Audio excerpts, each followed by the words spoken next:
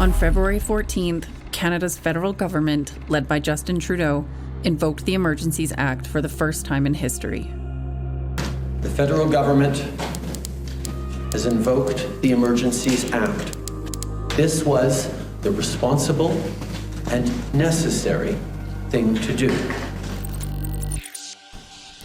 The law allows the government to take extraordinary measures, including the suspension of civil liberties, to restore order when a crisis seriously endangers the sovereignty, security, or territorial integrity of the country. The federal government is ready to use more tools at its disposal to get the situation fully under control. The predecessor to the Emergencies Act is the War Measures Act, which was only used 3 times in Canadian history. During the First and Second World Wars, it was invoked to forcibly intern Canadians of German, Ukrainian, Italian, and later Japanese descent. In 1970, it was used by Prime Minister Pierre Trudeau after a domestic terrorist organization kidnapped and executed a Quebec Labour minister. What crisis precipitated the invocation of the Emergencies Act? What grave threat justified the extraordinary suspension of civil liberties, the forced dispersal of protesters, and the freezing of their bank accounts? For 1 month, a protest movement led by long-haul truckers had encamped outside of Parliament Hill in Ottawa, the nation's capital, demanding an end to COVID-19 related lockdown policies and vaccine mandates. Through the pandemic, they delivered essential services to Canadians, but were now defending civil liberties and standing up to 2 years of increasingly draconian and burdensome public health measures. To their supporters, the truckers were heroes. But to others, they were deemed aggravators. In extreme cases, they were labeled domestic terrorists bent on overthrowing Canada's democracy and endangering the health of its citizens. Harassment, threats of rape, racist, misogynistic, homophobic attacks. We live in a divisive climate, to say the least.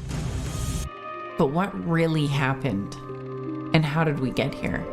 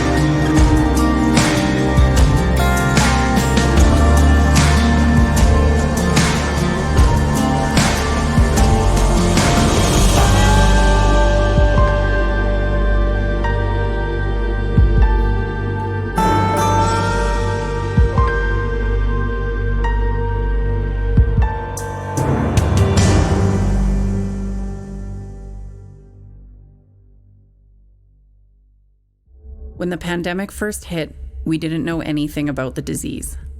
There was footage from China of people collapsing dead in the streets. There were rumors that it may have been a lab-engineered supervirus or possibly a bioweapon. We didn't know how serious it was. We didn't know how easily it spread, how it spread, or how to treat it. We didn't know who was at risk or how deadly it would be. We saw China locking down entire cities, welding people into apartment buildings to prevent them from leaving their homes. We were scared. If China's response was to control the virus by suspending civil liberties, maybe we had to as well. AB comment marker. I think the most generous thing you could say is that it was a sincere effort to try to save lives or prevent deaths.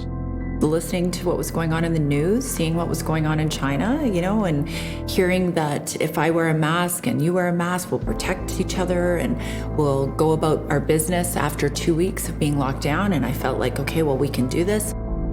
I had to lay off 50, 60 people within a matter of 24 hours and still try to maintain our business was considered, I suppose, essential.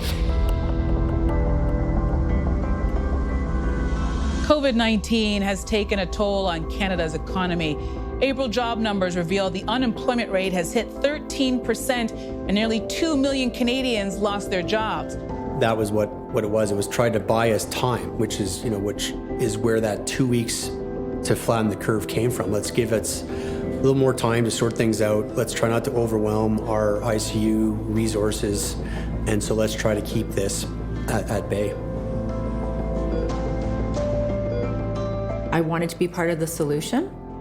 I started making masks with Mask Makers YYC, which is just so crazy when I look back at it now that we started this initiative with our business and a whole bunch of people in the community who were giving donations of fabric and going around the city, and we were using our vans to distribute that when there was no PPE.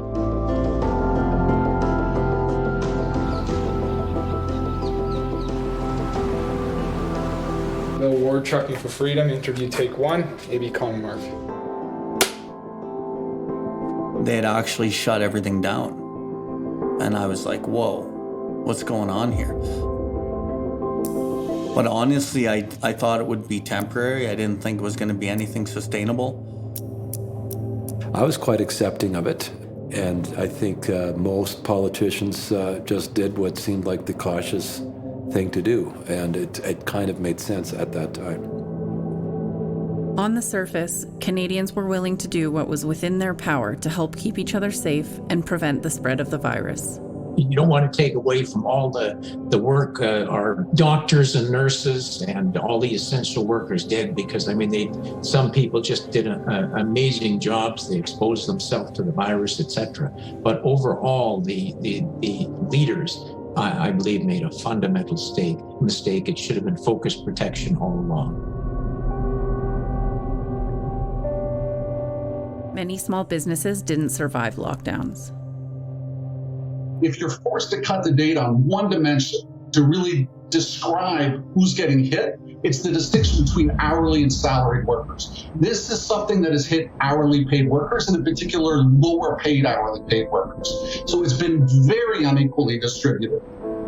As time passed, people began to question the validity of many public health measures, which seemingly made less and less sense.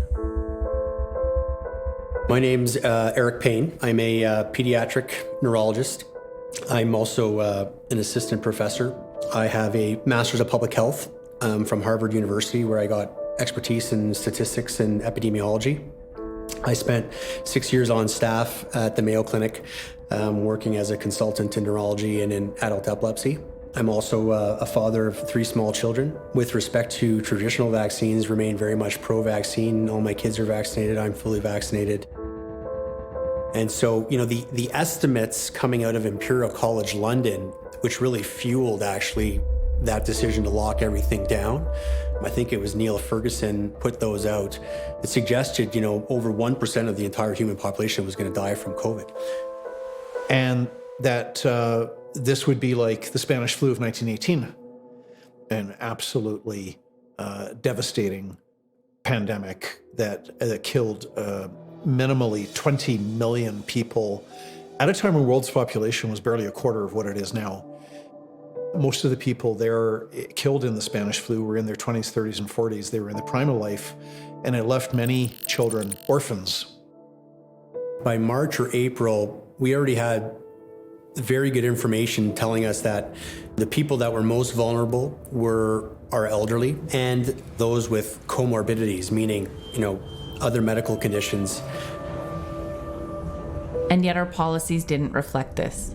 Efforts were not exclusively focused on the elderly or the most vulnerable. We saw broader measures, including closures to parks, playgrounds, and schools. From the get-go, we were told that if you even questioned lockdowns that you were anti-science, or you were lacking compassion and you just didn't care about saving lives, or both? And so, this is where it gets really interesting, because as you know, anybody who spreads misinformation these days is attacked, canceled, and that is the attack, is that you're spreading misinformation. You're spreading disinformation, and by not being one harmonious voice with the medical powers that be, we know we're causing trouble. I always say, like, we're just in this highly narcissistic relationship with our government. Some of the people that have experienced, I think, any sort of domestic violence, for example, or have been in a toxic relationship with someone, the signs are shockingly the same. You're not allowed to question. If you do, it's like your reality's kind of shifted. The goalposts keep changing. So one day there's a rule, and the next day that rule has changed all of a sudden. There were just too many links that way, and so it just felt very, very toxic. It was crazy. Some of my friends, quite enjoyed it because they weren't in the office, they didn't have to pay for parking, they would get to work from home. And that was the lockdown class. The people that were rooting for it didn't see a problem with it.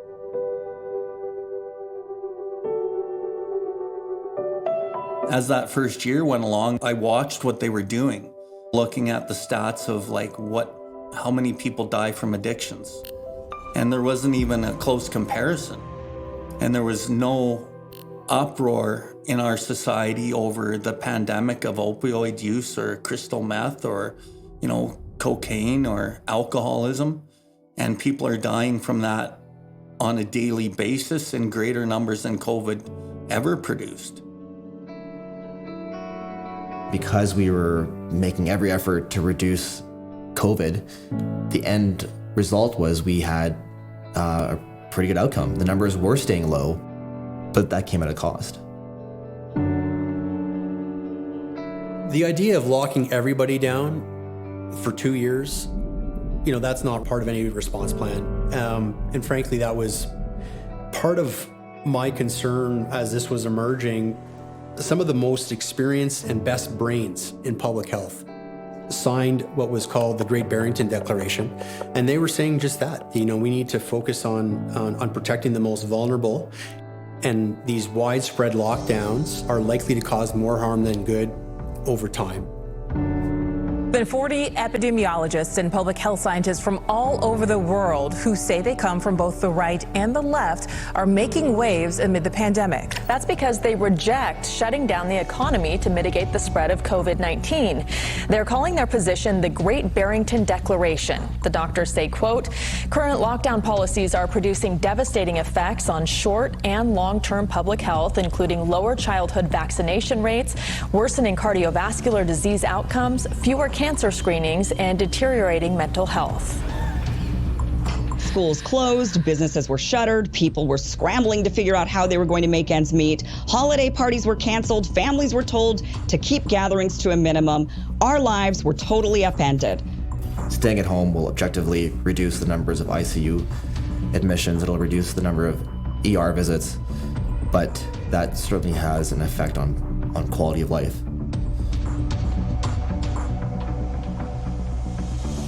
We need to think how to support families through this crisis. This is not workers, choosing themselves to quit jobs. This is workers being told, you need to go home, right?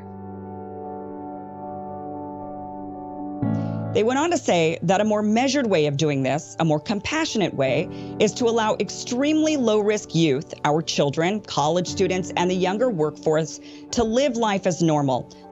Let them go back to work. Let them go back to school. Let them even socialize and have a good time. When you hit rock bottom for whatever reason, it hurts. And I think that we really need to heal as a society because A, there's been way too much division, but B, there's just been so much sadness and grief and loss. I came to believe there was something fundamentally wrong with lockdowns when I wrote to governments in April, so barely a month into it, and I said, have you considered the lockdown harms? Are you seriously monitoring, not just a cursory, we know that this is really hard for some people, not just a brief acknowledgement. Are you actually studying the harms and trying to wrap your head around the extent and the nature of the harms? And the answer was an emphatic no. There's not a single government in Canada, not the federal government, no provincial government, that was making a sincere, concerted, thorough effort to diligently document and find out the extent of lockdown harms. Personally, I haven't seen my daughter for going on 3 years. She lives in Australia, and so I can't leave the province. And so many people don't realize that Canada is so locked down. There's no other country in the world that has locked down provinces right now as of today. We're it. So I can't get on a plane and go see my cousins or friends in Canada, let alone get on a plane and see my child in another country right now. Our government, other governments, along with media and social media companies, took many actions that over time undermined trust. As new COVID cases, hospitalizations, and deaths all start to rise again for the fourth time in this country. Dr. Walensky is a scientist. She is not prone to hyperbole. She sticks to the facts and the data. When she talks about having a sense of impending doom, that seems like something we ought to listen to. What I really would hate to have happen is to have another oncoming surge just as we're reaching towards getting so many more people vaccinated. You know, we're still losing people at 1,000 deaths a day. When the vaccines were rolled out, we were told that they were safe and effective. Fully vaccinated people could not get or transmit the virus, and herd immunity was within reach. Politicians said that vaccines would not be made mandatory. Vaccine passports were described as a conspiracy theory, but perhaps the biggest one. There's one message that needs to cut through all this. The vaccines are safe. I promise you, they are safe and effective. Remember, these vaccines are safe. They've passed Canada's world-class standard for medical approvals. These vaccines work. They're one of the best ways to keep yourself and others safe. Did the vaccine in the summer of 2021 work? Absolutely. Alberta Health Services clearly outlined the number of ICU admissions and the number of hospitalizations and the rate of people who were vaccinated versus unvaccinated. And those numbers are fairly compelling. The numbers demonstrate that if you were vaccinated, the chances of being admitted to hospital for ICU or to be hospitalized was significantly reduced. And they told us that once enough people got the vaccine, about 70% of adults, the lockdowns would end and life would go back to normal.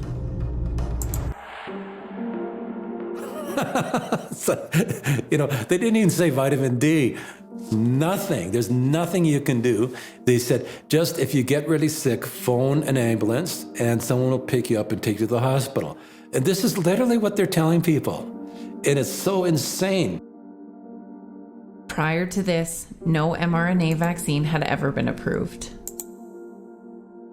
Our children and families want us to be healthy. That's why I and lots of other grown-ups got the COVID-19 vaccine. Globally, medical experts are endorsing the safety of COVID-19 vaccines. A vaccine uses just a part of the germ that can't make you sick. Vaccination against COVID-19 can help kids get back to being kids. Every vaccination brings us closer to the moments we miss, like seeing our friends and family. There you go, Daddy, for a healthy checkup, a sticker. Oh, thanks, son. What we're seeing right now is that the overwhelming majority of cases in Canada are in people who haven't been fully vaccinated yet. Governments were forced to make quick and difficult decisions when rolling out these vaccines. This was a genetic vaccine that was going to cause your own body to produce this spike protein. People are trying to use this technology in terms of even treating cancers, and there could be, some really beneficial aspects to this. The beginning of September, when we knew that the effectiveness of these current vaccines against the Delta variant, effectiveness had dropped below 50%. And so they dropped the term immunity from the definitions from the CDC, and they changed it to provide protection. And that definition had not changed in a very, very long time.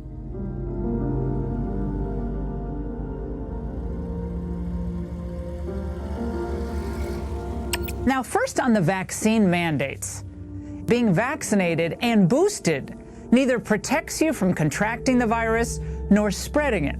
We're bred and taught to be like vaccine is safer than actually getting COVID. Now, a fantastic piece today in the Wall Street Journal correctly notes one preprint study found that after 30 days, the Moderna and Pfizer vaccines no longer had any statistically significant positive effect against Omicron infection. The vaccines that we have to date have proven to be both safe and effective, including against the variants. So today we're seeing the Prime Minister and his wife getting the AstraZeneca vaccine. The vaccines were not as effective as initially hoped. They were effective at attenuating the severity of symptoms and reducing the risk of death. But unlike the vaccine for polio or smallpox, they did not provide sterilizing immunity. They were what epidemiologists call a leaky vaccine, meaning you can still catch the virus, still get sick, still transmit it to other people, possibly unknowingly. That meant that herd immunity could not be achieved with these vaccines. Even if 100% of people got the vaccine, COVID-19 would still circulate and sicken people. You don't want to get sick. Listen to Dr. Fauci. These vaccines work well against this virus, including the Delta variant. We just need to get more and more people vaccinated. Listen to the scientists who developed them through extensive and rigorous review. I did. I know you're a kid, if you're a kid at this point. Do so. If you have grown-ups in your life, have them get vaccinated. Because there's a bit of a self-selecting bias there. If you say to yourself that these things are 100% effective and safe, then you're not going to entertain any information that suggests that they're not 100% effective and safe. And I can tell you, I get dozens, hundreds of emails from people, conversations. I'm hearing firsthand the side effects that are happening to people, the concerns that they're witnessing. I'm hearing it from physicians who have seen it in their own families, who are afraid to talk about this. While this became more clear, the vaccine push grew even more intense. Politicians and the media began to actively demonize unvaccinated Canadians. Farouchement opposés à la vaccination. Ils sont extrémistes. Qui croient pas dans la science, qui sont souvent misogynes, souvent racistes aussi. C'est un petit groupe, mais qui prend de la place. Et là, il faut faire un choix en tant que leader, en tant que pays. In a snap election campaign, Trudeau's Liberals promised that if re-elected, they would put the screws to the unvaccinated Canadians, barring them from boarding trains or planes and from working for the federal government. On the eve of the election call, Justin Trudeau declared vaccinations for federal civil servants mandatory. This is the choice people need to make, and we will make no apologies for continuing to put forward measures that encourage people to get vaccinated and protect those who are doing the right thing and getting vaccinated. They promised to commit $1 billion to help the Canadian provinces develop digital vaccine passport systems, which would effectively bar unvaccinated citizens from participating in the social life of their communities. Across the country, they're stepping up to get vaccinated, to keep each other safe. They also vowed to remove legal protections for people who lost their jobs due to vaccine status. I think that everyone still has the right to do what they want to with their bodies, but the employers and the government have a right to say, if you don't do this, then these are the consequences. An employee who's let go is entitled to, either severance and EI benefits when they're not guilty of misconduct. The question is, what constitutes misconduct? Yesterday, when asked about employees flouting vaccine mandates, the employment minister weighed in. It's a condition of employment that hasn't been met, and the employer choosing to terminate someone for that reason would make that person ineligible for EI. With barely 20% of the eligible voters, Trudeau's Liberal Party was re-elected with 32% of the vote. Many government officials determined how to circumvent traditional checks and balances by invoking the word science and demonizing anyone who questioned their narrative as anti-science. Those brave enough to open a dialogue found themselves canceled and ostracized from society.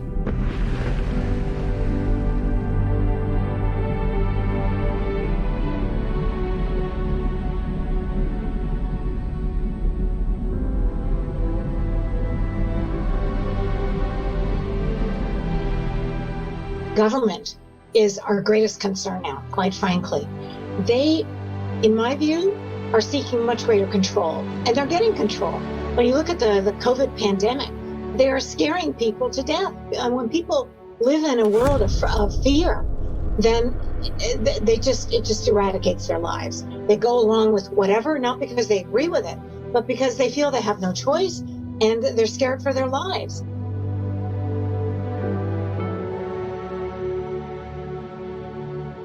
It became very clear that the vaccination was not stopping the spread. It was self-evident. And yet you still have this dogmatism that we have to pressure everybody into it. The false promise that we would get rid of lockdowns forever if everybody got the vaccine, and just the denunciation of anybody who disagrees with it. Many felt it was a scapegoating ploy. Tensions were high and people were upset. Constant policy changes diminished trust in our institutions, and Canadians were at a crossroad. My employer has just mandated that I must get a vaccine for COVID-19. My school employs me to be an authority on the subject of ethics. It's ethically wrong to coerce someone to take a vaccine. If you don't want a COVID vaccine, don't take one. End of discussion.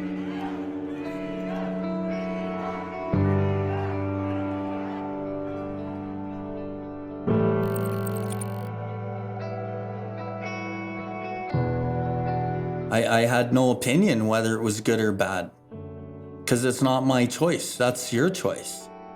And so at first I was like, yeah, that's cool.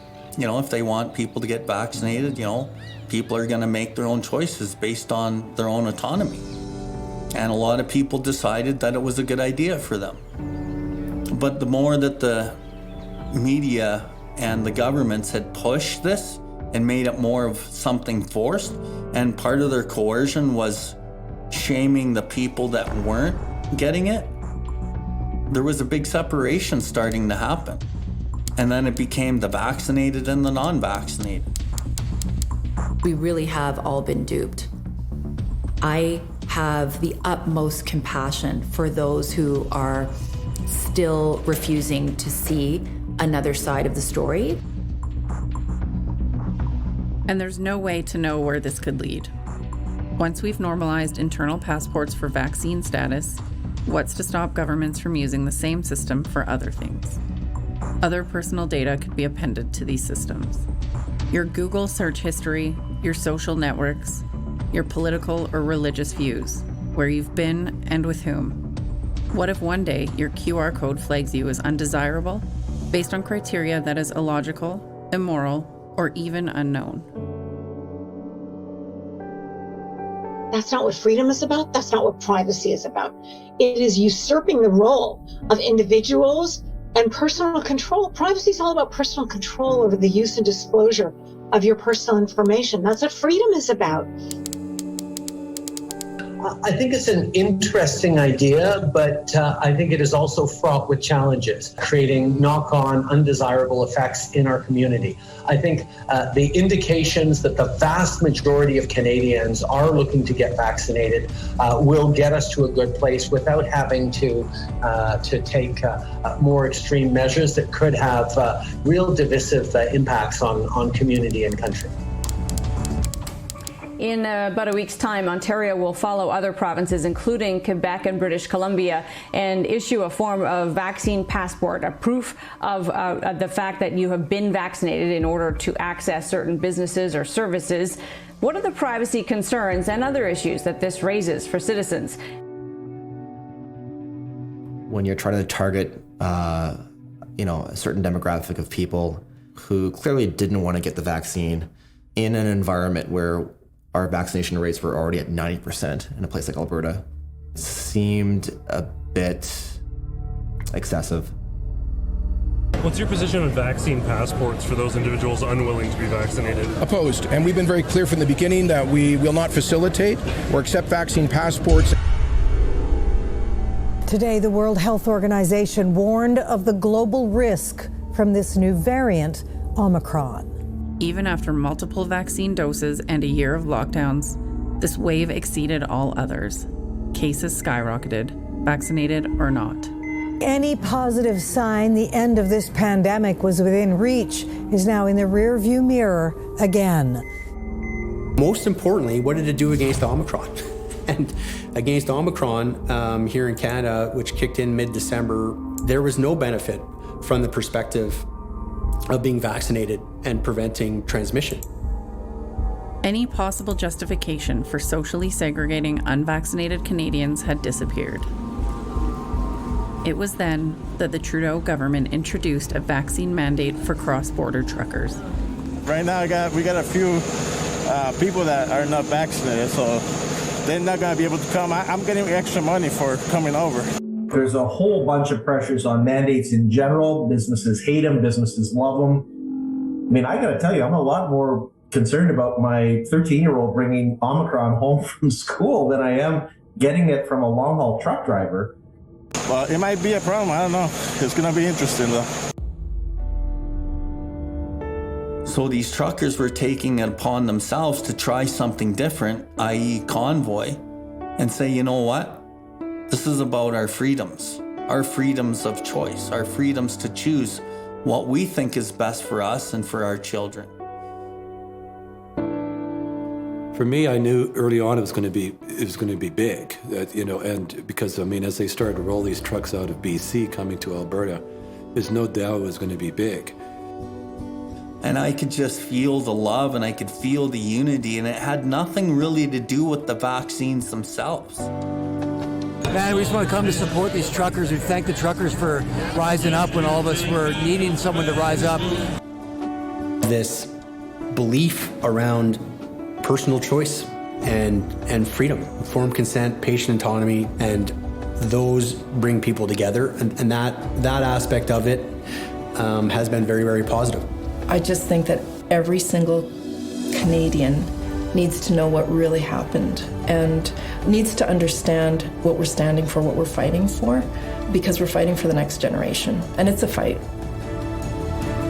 They're giving a nation hope, but you know what's dangerous here is that they can just as quickly lose hope. For me, the concern was it going to be a weak stand or a strong stand, The downside to the beautiful thing that I saw was the government and social media working in coercion with each other to really turn something so truthful and beautiful into something that it wasn't. It was like, yes. And I remember seeing the videos of them starting in Vancouver and having heart palpitations and trying to think, should I get in the car? Should I follow them? Should I take the kids? I'll make it into some kind of homeschooling project about freedom. It'll be great. I called a friend of mine and I had been talking to her about this convoy, and she says, oh, you mean the white supremacist movement? And I'm like, what are you talking about? And I already know so many people involved, and I know that it wasn't a white supremacist movement. It wasn't a movement of any fringe minority. This was a movement of love, man. It's a matter of time, guys. I'm a peaceful man. I do not agree with how our leaders are treating us, how the elite is doing whatever they're doing. It was so big that even the biased media who are seeking only to promote the government's narrative, they had to cover it whether they wanted to or not.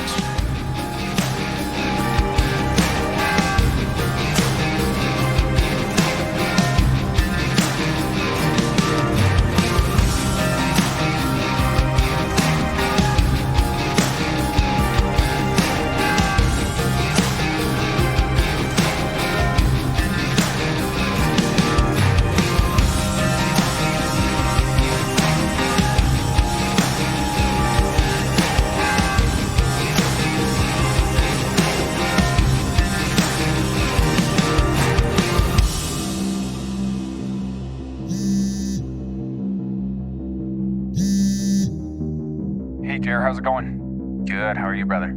I'm good. Have you heard about this convoy? No. Dude, I'm gonna send you a link, but you should check it out. And you were my first call. You're the only one wild enough to go. I'd like to go and film this thing. What do you say? Let me sleep on it. I'll call you back in the morning. All right, man.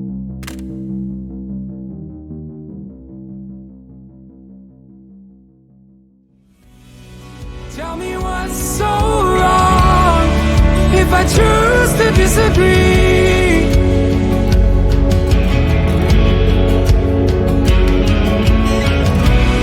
We're taking how we want till we're living free.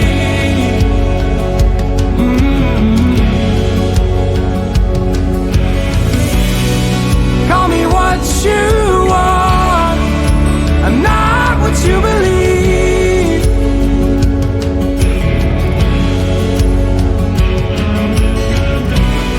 I'm just a simple man, demanding honesty.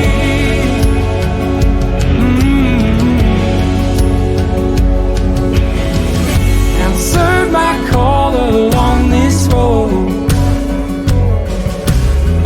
Brothers here to reignite my soul.